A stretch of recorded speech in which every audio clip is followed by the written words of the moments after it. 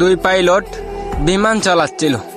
ঠিক সেই সময় এক পাইলট আরেক পাইলটরে জিজ্ঞাসা করলো, এই মুহূর্তে যদি আমাদের প্লেনে আগুন লেগে যায় তুমি সর্বপ্রথম কি কাজটাই করবে?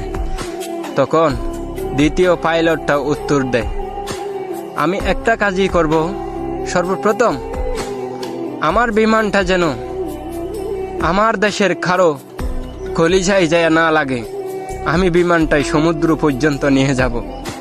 3 মিনিট পর চালাতে চালাতে ঠিক সমুদ্রের পথে নিয়ে যায় কর্ণফুলী নদীতে।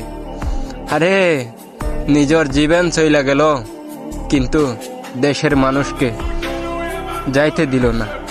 এইরকম একটা পাইলটেরই দরকার আমাদের দেশে। ঠিক তেমন মানুষ বলে না, এখনো পর্যন্ত মানবতা শেষ হয়নি। মানবতা যদি না থাকতো এই পাইলটটা এই কাজটাই করতো না।